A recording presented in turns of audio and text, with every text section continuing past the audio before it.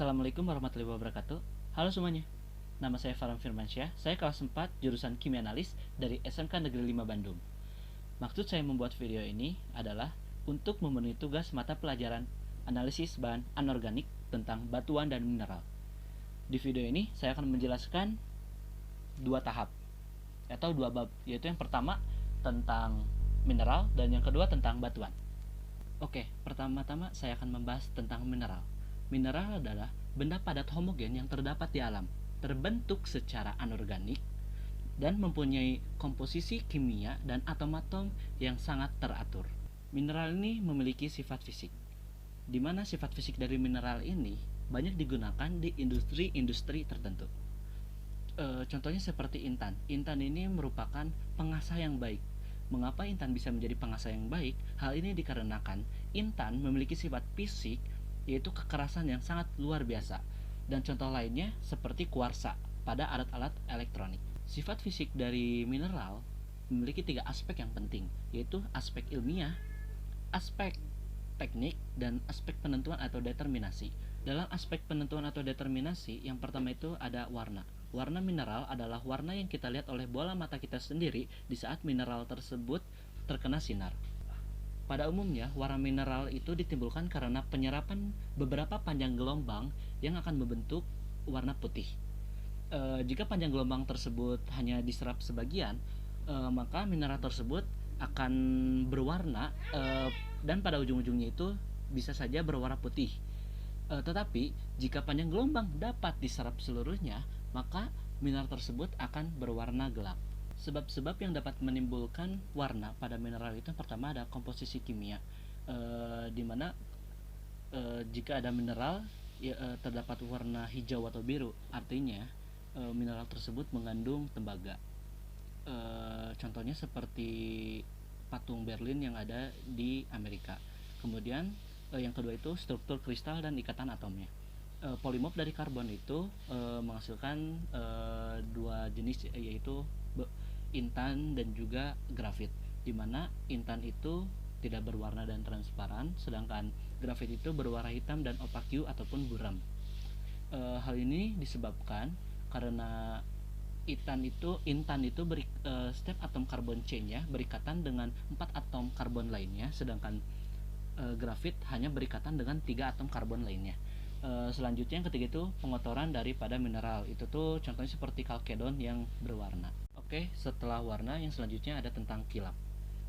Kilap merupakan sifat optis ataupun yang dapat dilihat oleh mata kita dengan pembuktiannya itu dengan cara pemantulan maupun pembiasan, di mana kilap ini terdapat dua jenis utama, yaitu kilap logam dan juga kilap bukti. Nah, hubungan antara kilap dengan indeks bias yaitu pertama itu ada kilap logam. Nah, di mana kilap logam ini mineral-mineral dapat menyerap dengan kuat. Hal ini disebabkan karena sifat opaque atau buram. Nah, kilap logam ini biasanya memiliki indeks bias bernilai lebih dari 3. Kilap logam ini biasanya terdiri dari logam-logam murni dan kebanyakan dari logam kelompok sulfida. Contohnya itu seperti antimonit atau Sb, pirit FeS2, galena PbS, dan juga kalkopirit CuFeS2.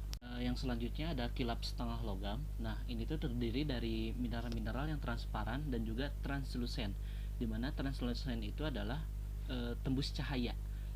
Biasanya kilap setengah logam ini memiliki nilai indeks bias sebesar 2,6 sampai 3. Contohnya itu seperti kuprit yaitu Cu2O, cinabar yaitu Hgs, dan juga hematit yaitu Fe2O3. Nah, yang selanjutnya itu ada kilap bukan logam, di mana umumnya itu terdiri dari beberapa jenis lagi. Yang pertama itu kilap kaca. Ini tuh memiliki indeks bias 1,3 sampai 1,9. Zat penyusunnya itu biasanya itu terdiri dari silikat, oksilat, yaitu seperti karbonat, fosfat, dan juga sulfat, halida, oksida, dan unsur ringan seperti magnesium dan aluminium. Nah, contohnya itu ada fluorid yaitu CaF2, ada kuarsa yaitu SiO2, ada juga kalkit atau kalsit yaitu kalsium karbonat yaitu CaCO3. Nah, selanjutnya itu ada kilap intan, di mana kilap intan ini memiliki nilai indeks bias 1,9 sampai 2,6. Contohnya itu seperti zirconium yaitu ZrSiO4, ada kasiterit yaitu SnO2, ada intan atau diamond yaitu dari karbon C. Selanjutnya ada kilap lemak, di mana kilap lemak ini termasuk kilap lilin, kilap sutra, kilap mutiara adalah merupakan variasi dari kilap bukan logam yang disebabkan oleh sifat permukaan yang dapat memantulkan cahaya. Dan selanjutnya ada kilap damar, yaitu merupakan kombinasi antara warna kuning atau dengan coklat yang memiliki nilai indeks bias 1,8 sampai dengan 2,6. Dan yang selanjutnya selain warna dan kilap ada cerat juga. Cerat ini adalah goresan atau warna gores. Nah, biasanya cerat ini kita dapatkan di saat mineral itu kita goreskan pada permukaan benda lain. Contohnya itu seperti hematit yang berwarna abu-abu hitam, goresnya itu warna merah. Ada juga pirit warna kuning pucat, saat kita gores jadi berwarna hitam. Nah, kebanyakan mineral transparan atau translucent yang tembus cahaya itu saat kita goreskan juga si goresnya itu akan berwarna putih. Nah, yang selanjutnya itu ada kekerasan. Kekerasan itu yang artinya daya tahan suatu mineral terhadap benturan, kancuran, goresan dan lain-lain. Nah, di sini kekerasan juga salah satunya dapat dipengaruhi oleh komposisi dari struktur kimianya juga. Contohnya seperti karbon, di mana karbon itu dapat menghasilkan intan dan juga grafit. Nah, mineral dengan tingkat kekerasan yang termasuk paling tinggi itu adalah intan. Tetapi mengapa untuk grafit ini mudah hancur? Nah, di sini kita bisa melihat struktur kimianya itu, di mana intan memiliki di mana atom karbon C-nya itu mengikat 4 atom karbon C lainnya, sedangkan grafit itu atom karbon C-nya itu hanya mengikat 3 atom karbon C lainnya, di mana ikatan atom karbon C intan itu lebih kuat dibanding dengan grafit. Hal ini menyebabkan kekerasan atau daya tahan intan itu lebih kuat dibanding grafit, dimana atau padahal intan dan grafit ini sama-sama dari karbon. Sifat selanjutnya itu ada kekenyalan. Kekenyalan ini tidak jauh berbeda dengan kekerasan. Nah, dimana kekenyalan ini adalah sifat dari dalam suatu mineral yang akan menguji daya tahan mineral tersebut. Nah, kekenyalan mineral ini dibagi menjadi beberapa bagian, yaitu pertama ada brittle, dimana brittle ini adalah mineral dapat hancur atau menjadi seperti tepung atau bubuk-bubuk gitu. Contohnya seperti arsenit dan juga bismut. Selanjutnya ada sektil, di mana sektil itu merupakan mineral yang dapat dipotong menjadi lembaran tipis oleh benda tajam. Contohnya seperti argentit yaitu Ag2S, ada chalcolite yaitu Cu2S, dan juga ada bismut.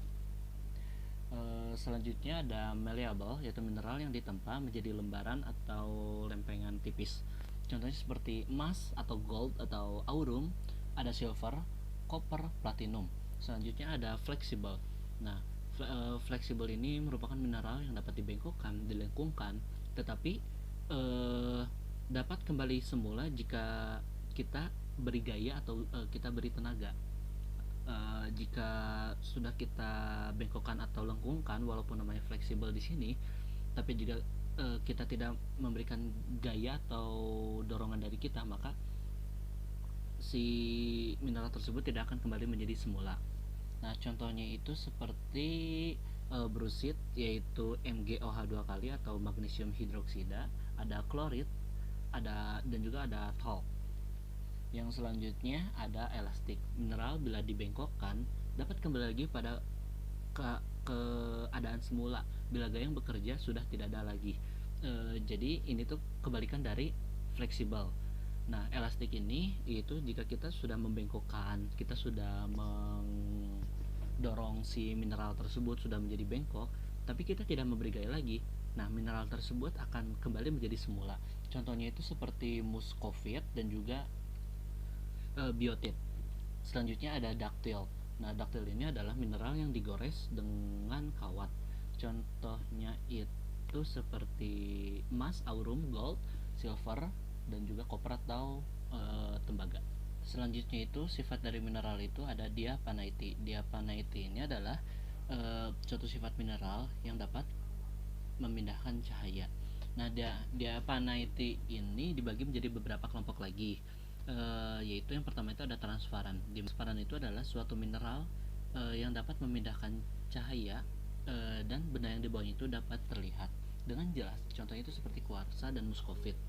Selanjutnya ada translucent, di mana translucent itu adalah suatu mineral yang dapat memindahkan cahaya tapi benda yang di bawahnya itu tidak terlihat dengan jelas. Nah, jadi translucent ini itu adalah hanya tembus cahaya aja. Contohnya seperti gypsum, sulfur, dan juga fluorid. Selanjutnya itu ada opaque, di mana opaque ini adalah sifat suatu benda yang tidak dapat memindahkan cahaya. Jadi tidak dapat tertembus oleh cahaya, tidak dapat terlihat si benda lain yang ada di bawah si mineral tersebut juga.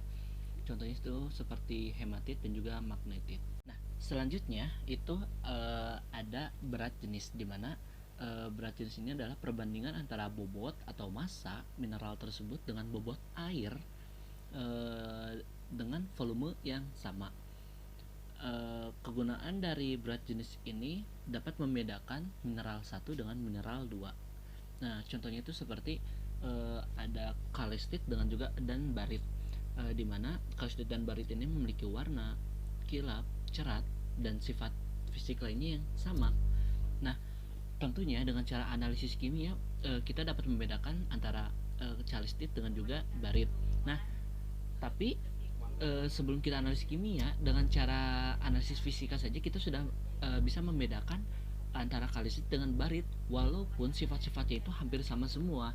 Nah, ternyata saat kita menganalisis berat jenisnya antara kalsitit dan barit itu berbeda berat jenisnya itu, dimana kalsitit itu memiliki berat jenis sebesar 3,95 dan barit itu 4,5. Nah, dalam hal ini kita dapat membedakan mineral 1 dengan mineral 2 itu berbeda dengan cara analisis sifat fisik, yaitu analisis berat jenis. Ada sifat-sifat magnet, di mana hanya ada beberapa mineral saja yang bersifat ferromagnetis, di mana ferromagnetis ini adalah sifat magnet secara spontan dan memiliki sifat magnet yang sangat kuat. Di antaranya yang paling umum itu ada magnetit atau Fe3O, ada pyrorit, ada juga polimorf dari Fe2O3 magnetit, di mana polimorf ini adalah bentuk lain dari kristalin, biasanya lebih dari satu. Nah, kadang-kadang pyrorit dan magnetit ini malah dapat membentuk lodestone, di mana lodestone itu adalah batuan magnet. Lodestone ini, batuan magnet ini dulu pertama kali ditemukan itu waktu itu tuh dipergunakan sebagai kompas, di mana kompas itu dapat menentukan adanya arah barat, timur, utara, dan selatan. Dan di bumi itu terdapat magnet yang akhirnya dapat menentukan arah angin tersebut. Nah, selanjutnya ini ada sifat listrik. Nah, sifat listrik ini biasanya suka atau selalu dihubungkan dengan magnet. Nah, sifat listrik ini di mineral itu dibagi menjadi dua kelompok, di mana ada yang bersifat konduktor ataupun menghantarkan, ataupun bersifat tidak menghantarkan, non konduktor.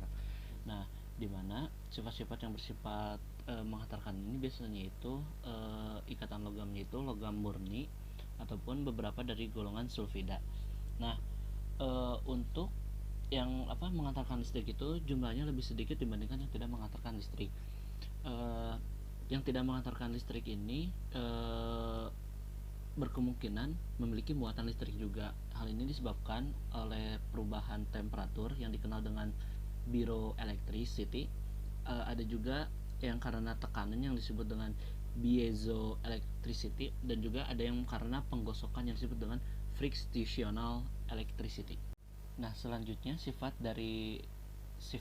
fisik penentuan atau aspek determinasi itu adalah sifat radioaktif, di mana radioaktif yang terdapat di mineral ini biasanya mengandung atau terdapat uranium dan juga thorium.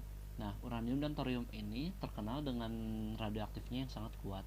dan hal itu dapat membahayakan kesehatan manusia. Nah, selain uranium dan thorium ini ada juga potasium ataupun kalium dengan rubidium. Tetapi potasium dan rubidium ini memiliki radioaktif yang sangat lemah, dapat pun terdeteksi oleh alat khusus yang sangat peka terhadap radioaktif. Untuk sifat fisik mineral, aspek penentuan atau determinasi sudah saya jelaskan. Selanjutnya itu ada sifat fisik dari aspek di luar aspek penentuan, yaitu seperti sifat fisik itu rasa, dimana mineral-mineral yang larut di dalam air ataupun air liar seperti dari aliran sungai, danau, dan lain-lain itu memberikan rasa yang khas di air yang mengandung mineral tersebut. Contohnya itu seperti rasa asin, dimana rasa asin ini dapat terkandung halit atau natrium klorida NaCl atau yang disebut dengan garam dapur biasanya kayak gitu tuh kalau NaCl yang di dapur tuh. Ini yang terdapat di dalam alam. Selanjutnya ada rasa pahit, biasanya mengandung epsonit. Epsonit ini magnesium sulfat, magnesium sulfat. Selanjutnya rasa yang menyebabkan lidah dingin, itu biasanya tawas atau yang sering kita kenal dengan penjernih air. Selanjutnya itu ada bau. Kebanyakan mineral itu dalam keadaan kering itu atau baru segar tidak memberikan bau, tetapi dalam beberapa mineral yang memberikan bau, khususnya kalau mineral tersebut digosok, dibasahi, direaksikan dengan asam dan lain-lain. Seperti akhirnya ada bau bawang putih di mineral tersebut. Contohnya seperti dari mineral-mineral arsen atau AS. Ada berbau lobak seperti mineral-mineral selenium. Berbau belerang dari mineral sulfur atau belerang juga. Ada juga berbau arang, itu biasanya dari batu bara, aspal, dan lain-lain. Selanjutnya ada sifat rabaan, dimana sifat rabaan ini seperti sifat tekstur gitu, tekstur dari mineral. Nah, rabaan ini ada beberapa jenis, seperti rabaan seperti lemak, itu tuh kayak mineral tel, rabaan kasar kayak dari kapur, rabaan licin seperti sepioli, atau melekat kalau diraba kayak lengket gitu, itu mineral kaolin, tanah diatomit.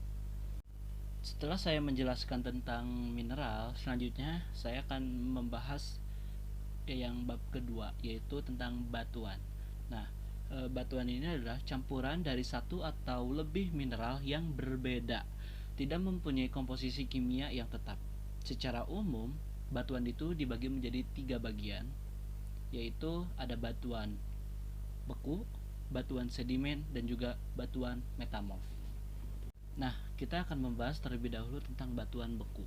Nah, batuan beku adalah batuan penyusun kerak bumi yang terbentuk dari hasil pembekuan, pembekuan dari magma, dari lava, ataupun hasil dari kristalisasi dari suatu mineral. Nah, hal itu juga bisa kita sebut dengan batuan primer. Nah, tadi kan kita membahas menyinggung suatu magma. Nah, magma itu adalah cairan silikat pijar. Kenapa bisa berpijar? Karena saking panasnya. Terbentuk secara alami dan bersifatnya itu mudah bergerak. Nah, suhunya itu bisa dari 900 sampai 1100 derajat Celcius, sangatlah panas, dan berasal serta terbentuk di kerak bumi. Nah, nantinya tuh si magma itu akan keluar dari permukaan bumi, nanti itu disebutnya dengan lava. Nah, batuan beku itu dapat dibedakan lagi menjadi 3 bagian lagi, yaitu ada tekstur, komposisi mineral, dan juga struktur. Oke, yang pertama saya akan membahas tentang tekstur batuan beku. Tekstur ini biasanya berhubungan dengan ukuran, bentuk, dan juga mineral yang menyusun batuan tersebut. Nah, dari tekstur batuan beku ini dibagi lagi menjadi 4 kelompok berdasarkan ukurannya. Yang pertama itu berbutir halus, di mana ukurannya itu kurang dari 1 mm. Yang kedua ada berbutir sedang, ukurannya itu 1 mm sampai 10 mm. Yang ketiga itu berbutir kasar, ukurannya itu 1 sampai 3 cm. Yang keempat itu berbutir sangat kasar. Itu tuh ukurannya lebih dari 3 cm. Nah, setelah kita membahas tentang ukurannya, di sini kita akan membahas tentang teksturnya, dimana teksturnya itu dibagi menjadi 3. Yang pertama tekstur vanerik atau berbutir kasar. Nah, dimana yang dimaksud dengan vanerik ini adalah zat penyusun batuan yang berupa mineral-mineralnya tersebut dapat kita lihat, dapat kita pisahkan dengan mata telanjang tanpa bantuan mikroskop. Selanjutnya ada tekstur avanitik, di mana tekstur ini tuh bisa disebut dengan berbutir halus. Nah, tekstur ini tuh di mana zat penyusunnya, mineral-mineralnya tersebut tidak dapat kita lihat dengan cara mata telanjang, tapi harus ada bantuan dengan mikroskop. Selanjutnya ada tekstur porfiritik, di mana tekstur ini adalah kristal-kristal mineral zat penyusunnya itu gabungan dari berbutir halus dan juga berbutir kasar. Selanjutnya ada tentang struktur batuan beku. Struktur batuan beku ini adalah kenampakan batuan tersebut yang kita lihat oleh mata kita sendiri. Struktur batuan beku ini dibagi menjadi 2 kelompok. Yang pertama ada struktur masif, yaitu struktur kompak. Nah, yang dimaksud dengan struktur masif ini adalah susunan mineral-mineral yang tersusun secara rapi, yang secara kompak, dan tidak terlihat adanya pori-pori atau lubang di batuan tersebut. Yang kedua ada struktur vesikuler, di mana struktur ini adalah batuan yang tidak tersusun secara rapi. Biasanya ada lubang-lubang atau pori-pori di batuan tersebut. Hal itu diakibatkan saat magma mengalami pembekuan. Nah, si magma tersebut sedang mengalami gelembung juga yang mengakibatkan pembekuan tersebut menjadi berlubang-lubang. Selanjutnya ada komposisi mineral. Komposisi mineral ini adalah mineral-mineral yang membentuk suatu batuan beku dan ditentukan oleh komposisi magmanya. Nah, setelah ada batuan beku, kita akan membahas tentang batuan sedimen, di mana batuan sedimen ini adalah batuan yang terbentuk dari hasil sedimentasi atau pengendapan. Nah, terbentuknya batuan sedimen ini bisa terjadi karena proses mekanik, proses kimia, maupun proses organik. Batuan sedimen ini dibagi menjadi 2 kelompok. Yang pertama adalah batuan sedimen klastik dan juga batuan sedimen non-klastik. Nah, batuan sedimen klastik ini adalah batuan sedimen yang berasal dari hasil pelapukan, tersusun dari berbagai mineral dan juga partikel, di mana tekstur batuan sedimen klastik dipengaruhi oleh ukuran, bentuk, dan susunan butir atau komposisi. Nah, komposisi dari batuan sedimen ini dibagi menjadi 3. Yang pertama itu ada fragmen, di mana fragmen itu merupakan komponen-komponen besar yang ada di dalam batuan tersebut. Yang kedua ada matriks, di mana itu komponen batuan yang halus sebagai penyusun batuan sedimen. Yang ketiga itu ada semen, yaitu hasil dari larutan kimia yang akhirnya terjadi kristalisasi. Contohnya itu seperti karbonat, silika, dan juga oksida besi. Contoh dari batuan sedimen klastik ini ada konglomerat, ada breksi, dan juga batu pasir. Batuan sedimen non-klastik itu adalah batuan sedimen yang terbentuk secara kimia, secara organik, maupun secara kristalisasi. Misalnya itu seperti kalsium, potasium atau kalium, dan juga magnesium. Nah, contoh dari batuan sedimen ini ada batu bara, ada batu rijang, dan juga batu garam. Selanjutnya ada tentang batuan metamorf, di mana batuan metamorf ini adalah batuan yang berubah karena adanya perubahan tekanan, perubahan temperatur, dan juga aktivitas dari larutan kimia.